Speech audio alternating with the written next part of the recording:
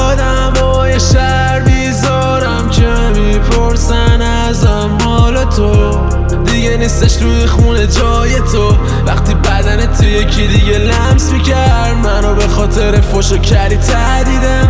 اگه ببینم تا کنارت رد میشم شدن همه ادعا.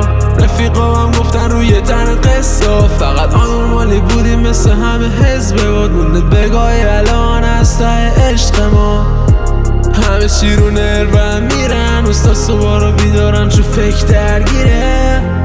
الان دیگه دیره منم تازگی ها شدم که یه بیهست سیگار روی لب و فندک سیره.